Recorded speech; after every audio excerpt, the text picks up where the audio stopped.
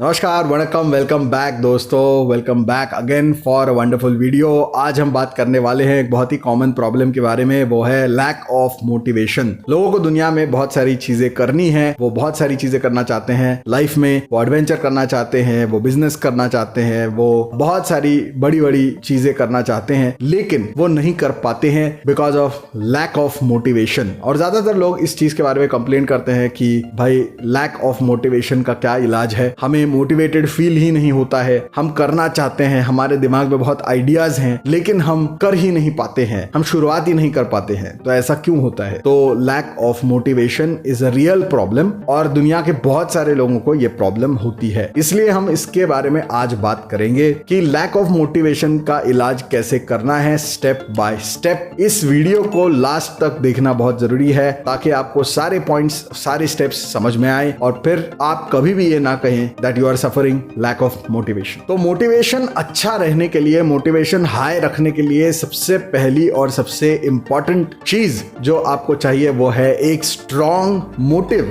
अगर आपका मोटिव ही स्ट्रॉन्ग नहीं है तो मोटिवेशन कहां से आएगी भैया? मोटिवेशन बड़ा स्ट्रॉन्ग होना अगर है तो उसके लिए बड़ा ही स्ट्रॉन्ग मोटिव होना चाहिए, यानी कि आपका जो लक्ष्य है वो बहुत स्ट्रॉन्ग होना चाहिए। और स्ट्रॉन्ग मोटिव होने के लिए दो चीजें जरूरी हैं। एक, आपका जो लक्ष्य है वो आपके अंदर की आवाज से जुड़ा हुआ होना चाहिए, और दूसरा, वो जो लक्ष्य है वो बहुत बड़ा लक्ष्य होना चाहिए। ये दो चीजें अगर नहीं है तो वो लक्ष्य कभी भी ताकतवर नहीं बन सकता, एक स्ट्रॉन्ग मोटिव नहीं बन सकता, और फिर आपको जो है मोटिवेशन दिलाना बड़ा मुश्किल हो जाता है। ज्यादातर लोग ऐसी चीजें करने की कोशिश करते हैं जो अभी मार्केट में चल रही हैं, कि आजकल ये होता है इसलिए हम ऐसा करेंगे, आजकल ये बिजनेस बड़ा चल रहा है इसलिए हम भी उस बिजनेस में घुस जाएंगे। तो अगर ये आप कर रहे हैं तो मोटिवेशन आपके अंदर नहीं है, देयर इज नो डाउट। कभी भी मोटिवेटेड आप हो भी नहीं सकते, क्योंकि ये आपका ड्रीम नहीं है, ये आपका सपना नहीं है, ये आपका लक्ष्य नहीं है, ये आपके अंदर की आवाज से जुड़ा हुआ नहीं है जो भी आप कर रहे हैं। तो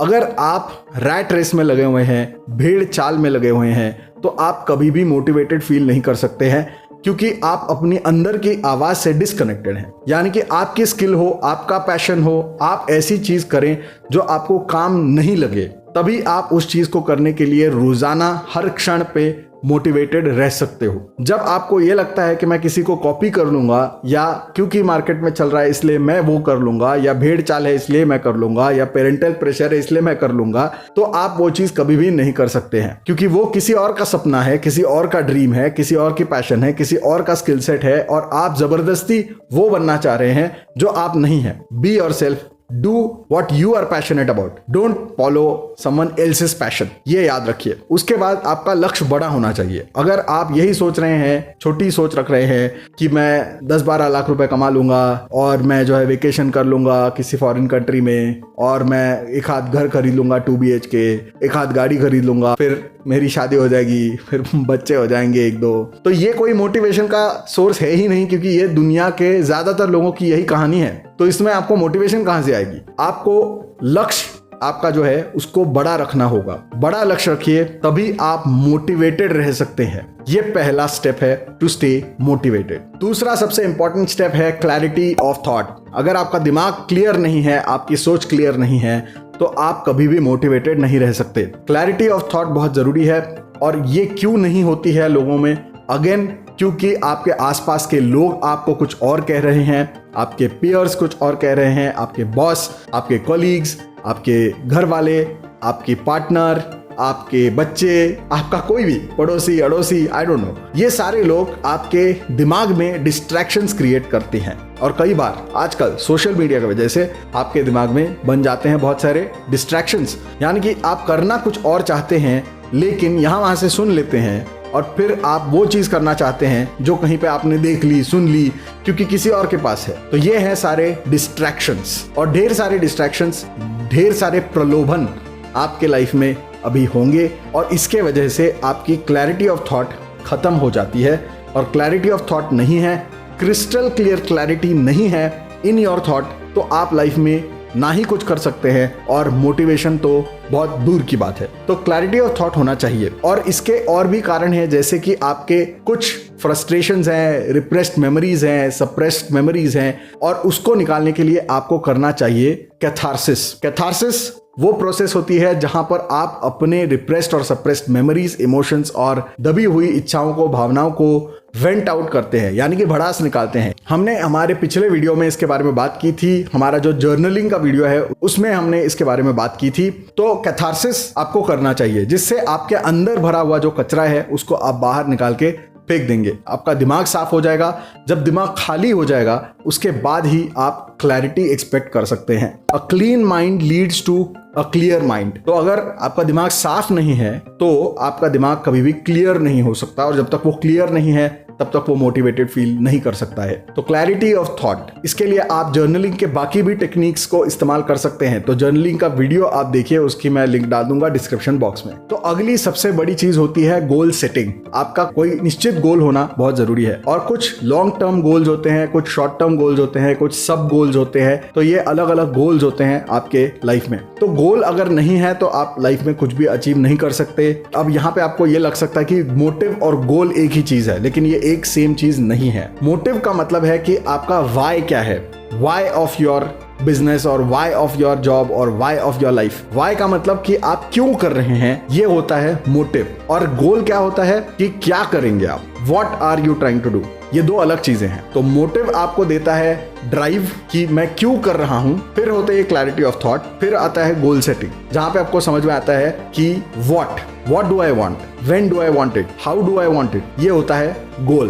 तो गोल सेटिंग करते वक्त आपको ध्यान रखना है कुछ चीजों का। एक टेक्निक होती है गोल सेटिंग की, उसको बोलते हैं स्मार्ट टेक्निक या smart criteria of goal setting. तो उसमें S का मतलब होता है स्पेसिफिक, M का मतलब होता है मेजरेबल, A का मतलब होता है अटेनेबल, R का मतलब होता है रेलेवेंट, और T का मतलब होता है टाइम बाउंड। तो स्पेसिफिक होना चाहिए गोल। कोई भी गोल जो आप रख रहे हैं, लॉन्ग टर्म, शॉर्ट टर्म, कैसा भी, आपका जो भी गोल है वो स्पेसिफिक होना चाहिए, क्लियर होना चाहिए कि आपको एग्जैक्टली क्या चाहिए। वेग गोल्स होंगे तो आप कुछ भी अचीव नहीं कर सकते। अगला है मेजरेबल। मेजरेबल का मतलब होता है कि वो नापने योग्य होना चाहिए, उसको आप मेजर कर पाओगे तभी आपको समझ में आएगा कि आपने गोल कितना अचीव किया है और कितना अचीव नहीं किया है, या कितना और करना बाकी है। तो मेजरेबल होना चाहिए। उसके बाद अटेनेबल। अटेनेबल का मतलब है कोई भी ऐसी चीज होनी चाहिए जो करने लायक हो, जो आप अभी जहां खड़े हो वहां से वो चीज एक्सेसिबल है, करने लायक है। बहुत सारे लोग ये भी गलती करते हैं, वो गोल ही ऐसा सेट करते हैं जो उनके रीच के बाहर है। बिल्कुल ऐसी कोई चीज सोचेंगे जो फैंटेसी की स्पेस में चली जाती है। तो फैंटेसी नहीं होनी चाहिए, अटेनेबल होना चाहिए। अगला जो है वो है R, यानी कि रेलेवेंट। रेलेवेंट का मतलब है कि जो आप करना चाह रहे हैं वो आपके आसपास, आज की दुनिया में, आज के टाइम में रेलेवेंट होना चाहिए, उसका कोई रेलेवेंस होना चाहिए। तो समझ लीजिए कि आप ऐसा कोई बिजनेस कर रहे हैं जिसका आज की दुनिया में कोई रेलेवेंस ही नहीं है, तो वो बिजनेस नहीं चलेगा। अगर आप ऐसा कोई जॉब या ऐसी किसी इंडस्ट्री में काम कर रहे हैं जिसका धीरे धीरे इस दुनिया में रेलेवेंस खत्म हो रहा है, तो उसका कोई मतलब नहीं है। आप कोई ऐसा ऑब्जेक्टिव, ऐसा कोई गोल लेके चल रहे हैं जिसका कोई रेलेवेंस ही नहीं है, तो वो चीज किसी काम की नहीं है, वो रेलेवेंट नहीं है, वो कोई नहीं चाहता है उस चीज को, दुनिया में उस चीज को कोई पूछ भी नहीं रहा है। तो ऐसी चीज करके कोई फायदा नहीं है। कोई ऐसी चीज करो जो रेलेवेंट हो, जिसका कोई इंपॉर्टेंस हो, जिसका कोई यूज हो, यूटिलिटी हो, कोई उसका कंज्यूमर हो, तभी उस चीज को करना चाहिए, नहीं तो करने का कोई मतलब नहीं है। और अगला आता है लास्ट, टाइम बाउंड। तो जो भी आप गोल सेट कर रहे हैं उसकी एक टाइम लिमिट होनी चाहिए, एक डेडलाइन होना बहुत जरूरी है। बहुत सारे लोग हवा में गोल बनाते हैं, बहुत सारे हवाई महल खड़े करते हैं कि हम एक दिन ऐसा करेंगे, एक दिन 100 करोड़ बनाएंगे, 1000 करोड़ बनाएंगे, एक दिन हमारे अंडर 1000-2000 एम्प्लॉइज होंगे, एक दिन हम मल्टी बिलियनर बनेंगे, एक दिन हम मल्टीनेशनल कंपनी बनाएंगे, वगैरह वगैरह। लेकिन अभी आज इमीडिएट गोल जो आपका है वो कब करेंगे आप, ये पहले स्पेसिफिकली उनके दिमाग में क्लियर नहीं होता है। और फिर कब तक होगा ये, कब करोगे आप, ये कितना टाइम लगेगा इसको करने के लिए, वो भी नहीं पता होता है। तो goals should be time bound as well. तो डेडलाइन होना बहुत जरूरी है। अगर आपके मन में डेडलाइन नहीं है तो ज्यादातर गोल आपके सक्सेसफुल नहीं होंगे। जो भी आपका गोल है उसको लिखना जरूरी है। अगर आप लिखेंगे नहीं तो गोल कभी भी आपका रियलाइज नहीं होगा। गोल सिर्फ लिखने से 40% तक उसकी पॉसिबिलिटी बढ़ जाती है, उस गोल को रियलाइज करने की पॉसिबिलिटी बढ़ जाती है 40% तक, ठीक है। और अगर आप उसकी डेडलाइन लगा लेते हैं तो डेडलाइन की वजह से और इसकी पॉसिबिलिटी बढ़ जाती है 30% से। तो आप समझ लीजिए कि ये दो चीजें भी अगर आप कर लेते हैं, गोल को लिखना और उसकी डेडलाइन रखना, तो यहीं पे 70% तो आपने उस गोल को अचीव कर लिया है। और फिर बाकी भी चीजें आपको करनी है ताकि आपका गोल जो है आप अचीव कर सकें। उसके बाद आता है और एक बहुत ही बड़ा तगड़ा इंपॉर्टेंट फैक्टर वो है प्रिपरेशन। कोई भी चीज बिना प्रैक्टिस, बिना प्रिपरेशन के, बिना तैयारी के आप कभी भी नहीं कर सकते। आप किसी भी चीज में सक्सेसफुल नहीं हो सकते बिना तैयारी के। अगर हुसैन बोल्ट कोई वर्ल्ड रिकॉर्ड बनाता है तो उसके पीछे घंटों की, सालों की प्रैक्टिस लगती है, प्रिपरेशन लगता है, तभी वो सक्सेसफुल हो पाता है। तो किसी भी चीज के पीछे अगर प्रिपरेशन है, प्रैक्टिस है, तभी आपको उस चीज में सक्सेस मिलेगी। एक मूवी आई थी जेसन स्टैथम की, उसमें द मैकेनिक नाम की, जिसके अंदर एक गन होती है और उस गन में एक इंग्रेविंग होती है अमाट विक्टोरिया क्यूरम, जिसका मतलब होता है विक्ट्री लव्स प्रिपरेशन। ये मूवी आप देख सकते हैं अगर आप चाहें तो। अगर आप जिंदगी में विक्टोरियस होना चाहते हैं तो आपको जरूरी है प्रिपरेशन। अगर प्रिपरेशन नहीं तो विक्ट्री नहीं, भूल जाओ। तो सक्सेस के लिए, गोल अटेन करने के लिए, विक्ट्री के लिए, लाइफ में सक्सेसफुल होने के लिए चाहिए प्रिपरेशन। प्रिपरेशन 2 लेवल पे होती है। एक होती है साइकोलॉजिकल प्रिपरेशन, एक होती है प्रैक्टिकल प्रिपरेशन। तो साइकोलॉजिकल प्रिपरेशन के लिए दुनिया के सारे बड़े बड़े जो प्लेयर्स होते हैं, स्पोर्ट्स पर्सन होते हैं, ओलंपिक प्लेयर्स होते हैं, पॉलिटिशियंस होते हैं, या बड़े बड़े लॉयर्स होते हैं, बहुत बड़े बड़े जो आर्टिस्ट होते हैं, साइंटिस्ट होते हैं, ये सारे लोगों ने ये कहा है कि अगर आप किसी भी चीज को विजुअलाइज कर सकते हैं तो वो है साइकोलॉजिकल प्रिपरेशन का सबसे बढ़िया तरीका। बहुत सारे स्पोर्ट्स खेलने वाले लोग ये बता चुके हैं कि वो जब कोर्ट में उतरते हैं तो उनको बिल्कुल भी ऐसा महसूस नहीं होता कि वो कुछ नया कर रहे हैं, क्योंकि उन्होंने लाखों बार उस चीज को अपने मन में किया है। इसको बोलते हैं मेंटल रिहर्सल। यानी अगर कोई बास्केटबॉल प्लेयर बास्केटबॉल खेलता है और वहां पे वो रिकॉर्ड बनाता है, बास्केट पे बास्केट उसके होते जा रहे हैं, गोल पे गोल होते जा रहे हैं किसी फुटबॉलर के, तो ये समझिए कि उसने उसके पहले अपने दिमाग में मेंटल रिहर्सल के जरिए लाखों बार बॉल को बास्केट में डाला है और फुटबॉलर ने बॉल को गोल पोस्ट में डाला है, तभी वो रियलिटी में उस चीज को कर पाते हैं। निकोला टेस्ला बहुत फेमस साइंटिस्ट थे और उनका भी यही कहना था कि वो किसी भी एक्सपेरिमेंट को करने से पहले कई बार अपने मन में उस चीज को विजुअलाइज करते थे, मेंटली रिहर्स करते थे, और इसलिए उनको कम टाइम लगता था या कम एक्सपेरिमेंट्स लगते थे to achieve whatever goals he had set for himself. तो mental rehearsal is the best way of psychological preparation. अगर आप कोई भी चीज करना चाहते हैं तो उसको पहले आप विजुअलाइज करिए, मेंटली रिहर्स करिए, तभी आपके लिए ये आसान हो पाएगा कि आप अपने मन को पूरी तरह प्रिपेयर कर लें, अपने माइंड को प्रिपेयर कर लें to actually go ahead and do that particular thing. आप सिनेरियोस को इमेजिन करेंगे जहां पर आप ये इमेजिन करेंगे कि जो चीजें आपने गोल बनाए हैं,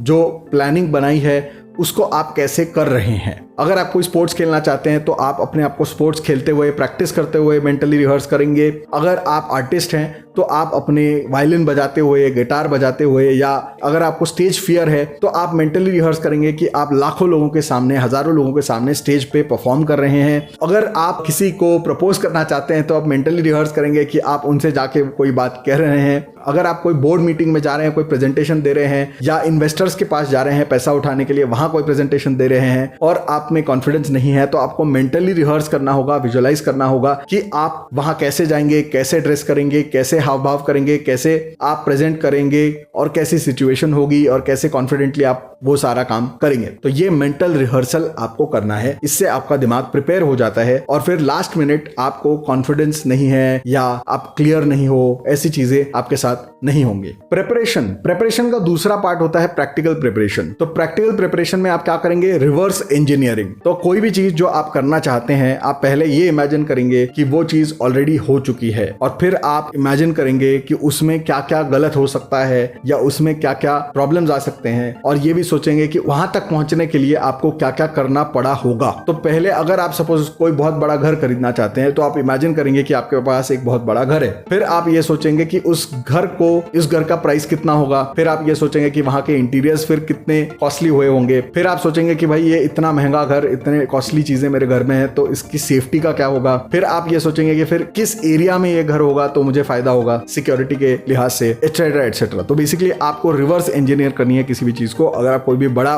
गोल अचीव करना चाहते हैं, बहुत बड़ी कंपनी बनाना चाहते हैं, तो पहले आप इमेजिन करिए कि आपने वो कंपनी बना ली है। फिर उसको रिवर्स इंजीनियर करना है आपको कि अभी जहां पे आप खड़े हैं और जहां पे आप अपने आप को देख रहे हैं, तो उसके बीच में कौन से स्टेप्स हैं, तो आप उसको रिवर्स ऑर्डर में देखते जाएंगे। ठीक है, तो reverse engineering the process, reverse visualising the process, और फिर उसके हिसाब से आपको प्लान बनाना है स्टेप बाय स्टेप, और उसको लिख लेना है। उस प्लान को लिख लेना है जिसके बेसिस पे आप एक्शन लेंगे और जिसके बेसिस पे आप सक्सेसफुल होंगे। तो अगली एक बहुत बड़ी चीज आपके लाइफ में होनी बहुत जरूरी है, आपके अंदर होनी बहुत जरूरी है। अगर वो नहीं है तो पहले के सारी चीजें धरी की धरी रह जाएंगी। कॉन्फिडेंस, अगर आपके अंदर सेल्फ कॉन्फिडेंस नहीं है तो आप कुछ भी नहीं कर सकते। You have to believe yourself, you have to be confident, you have to go out there and you have to do something, तभी तो वो चीज होगी। नहीं तो आप अगला कदम कैसे उठाएंगे, आप कैसे लोगों से बात करेंगे, आप कैसे लोगों को कन्विंस करेंगे? क्योंकि दुनिया में सारे लोग चाहते हैं कि कम लोग हों उनके साथ कॉम्पीट करने के लिए। तो कॉम्पिटिशन हर जगह, आपको हर जगह पे कॉम्पीट करना पड़ेगा और उसके लिए चाहिए कॉन्फिडेंस। तो कोई भी बाहें फैला के आपका इंतजार नहीं कर रहा है आपको एक्सेप्ट करने के लिए। हर कोई आपकी टांग पकड़ के आपको पीछे खींचने के लिए तैयार है, हर कोई आपको पुश बैक करने के लिए तैयार है। कोई नहीं चाहता कि आप सक्सेसफुल बने। तो आपको धक्का मारते हुए, पुश करते हुए आपको आगे जाना है और उसके लिए चाहिए कॉन्फिडेंस। तो कॉन्फिडेंस अगर आपके अंदर नहीं है तो ये सारी चीजें जो आपने अभी तक मैंने बात की, आपने सुनी, ये सारी चीजें धरी की धरी रह जाएंगी, क्योंकि वो कभी एग्जीक्यूट होंगी ही नहीं। क्योंकि हर चीज को करने के लिए शुरुआती दिनों के अंदर थोड़ी बहुत रिस्क लेना बहुत जरूरी होता है। रिस्क है तो इश्क है, लेकिन रिस्क लेने के लिए चाहिए कॉन्फिडेंस। तो कॉन्फिडेंस नहीं होगा तो रिस्क नहीं लोगे। कोई ना कोई डर होता है जिसके आगे आपको जाना होता है। डर के आगे जीत है, लेकिन डर के आगे जाओगे कैसे? कॉन्फिडेंस। स्टेज फियर है, आपको स्टेज पे जाके लोगों के सामने बात करने से डरते हो, इन्वेस्टर्स के सामने जाके पिच देने में डरते हो, या कहीं जाके सेल्स पिच देने में डरते हो। तो ये डर जो है इसके आगे जीत है, लेकिन इसको पार करने का तरीका है कॉन्फिडेंस। अपने आप में आत्मविश्वास होना चाहिए। कैसे आएगा ये कॉन्फिडेंस? इसका एक बहुत अच्छा तरीका है कि आप मिरर के सामने खड़े हो जाइए और बात करिए, अपने आप से बात करिए। अगर आप कोई सेल्स पिच रिहर्स करना चाहते हैं, मिरर के सामने खड़े रहिए और बात करिए। अगर आप किसी को प्रपोज करना चाहते हैं, मिरर के सामने खड़े रहिए, बात करिए। अगर आप इन्वेस्टर्स के सामने जाके अपनी कोई बहुत बड़ी पिच देना चाहते हैं, अगेन मिरर के सामने खड़े रहिए, बात करिए। इंटरव्यू देना चाहते हैं किसी बड़ी कंपनी में, बहुत इंपॉर्टेंट इंटरव्यू है, मिरर के सामने खड़े रहिए और अपने आप से बात करिए। वहां पे आपको कोई जज नहीं करेगा, वहां पे आपको कोई भी कोई बुरा भला नहीं बोलेगा। इसको बार बार दोहराते रहिए, दोहराते रहिए, दोहराते रहिए, and this will give you confidence. तो confidence can give you glory. आखिरी चीज जो आपके अंदर होनी चाहिए वो है कंसिस्टेंसी, कंसिस्टेंसी, कंसिस्टेंसी। अगर आप कंसिस्टेंट नहीं है तो आप कुछ नहीं कर सकते। बहुत सारे लोग काम शुरू करते हैं फिर बीच में छोड़ देते हैं। तो वेल बिगन हाफ डन, ये कंडीशन दुनिया में बहुत सारे लोगों की होती है कि शुरुआत में बहुत ज्यादा उत्साह में आके कोई बहुत बड़ा काम ले लेते हैं हाथ में और करना शुरू तो कर देते हैं, लेकिन वो बीच में ही छोड़ देते हैं। तो ऐसा अगर आप काम करेंगे तो कभी भी सक्सेसफुल नहीं होंगे। तो कई बार ऐसा होता है कि एक एवरेज इंसान ज्यादा सक्सेसफुल हो जाता है देन एन एक्स्ट्राऑर्डिनरी पर्सन और सम जीनियस, बिकॉज जो एवरेज होता है आदमी उसके अंदर होती है कंसिस्टेंसी, और जो जीनियस या एक्स्ट्राऑर्डिनरी आदमी होता है उसको हो जाता है ओवर कॉन्फिडेंस और आलसी हो जाता है, वो आदमी लेजी हो जाता है और वो कंसिस्टेंट नहीं रह पाता है। अक्सर लोग दो चीजों में फंस जाते हैं। एक होता है परफेक्शन, उनको लगता है कि जब तक परफेक्ट सिचुएशन नहीं होगी तब तक मैं कुछ भी नहीं करूंगा, या अगर मुझे करना है कुछ तो मैं परफेक्ट ही करूंगा या करूंगी, चाहिए सब कुछ या कुछ नहीं, ऐसा कुछ एटीट्यूड लोगों का होता है। तो मराठी में भी एक कहावत है, खाइन तर तुपाशी नहीं तर उपाशी। तो this is what people think कि मेरे पास सब कुछ पहले से अवेलेबल होना चाहिए, करूंगा तो परफेक्ट ही करूंगा, पहले स्टेप से मैं एकदम लेजेंडरी काम करूंगा, नहीं तो मैं नहीं करूंगा। अगर ये आप करते हैं तो इसके वजह से लोग करते हैं प्रोक्रेस्टिनेशन, और बहुत सारे लोग आधे में काम छोड़ देते हैं। तो ऐसे आप कंसिस्टेंट कभी भी नहीं रह पाएंगे। दूसरी गलती जो लोग करते हैं वो ये है कि वो सबसे बड़ा जो गोल होता है उसी पे पूरा ध्यान लगा के बैठते हैं कि मैं बड़ा कुछ करूंगा, बड़ा कुछ करूंगा, बट वो ये नहीं देख पाते कि आज इमीडिएट गोल्स जो है, आज जो इमीडिएट काम है वो आप नहीं कर रहे हैं। तो पहले तो done is better than perfect, because perfect never gets done. ये पहली चीज आप ध्यान में रखिए कि आप परफेक्शन के ऑब्सेशन में चले जाएंगे तो कोई भी चीज शुरू नहीं कर पाएंगे। और दूसरी चीज आपको ध्यान में रखनी है ये कि think big and start small. तो गोल बड़े होना, सपने बड़े होना, लक्ष्य बड़े होना बहुत जरूरी है, मैंने भी कहा शुरुआत में। लेकिन आज अगर आप ये सोचते हैं कि आप घर से निकलेंगे और सचिन तेंदुलकर बन जाएंगे तो ऐसा तो होने वाला है नहीं। तो पहले दिन से आप महान नहीं बनने वाले। तो थिंक बिग, स्टार्ट स्मॉल। तो आज अभी आप जो इमीडिएट गोल्स हैं आपके, उस पर कॉन्सेंट्रेट करिए और उतना काम करिए। आपको पहले दिन काम शुरू करके 100% काम नहीं करना है, आपको रोज 1% काम करना है, 1%। Those people who do 1% regularly every day consistently for years, वही लोग सक्सेसफुल होते हैं। और जो लोग ये सपना देखते हैं कि मैं पहले दिन या पहले महीने या पहले साल में 100% कर लूंगा, वो लोग कभी भी काम शुरू भी नहीं करते, और जो करते हैं वो बीच में छोड़ देते हैं, और ऐसे लोग हमेशा फेल ही होते हैं। तो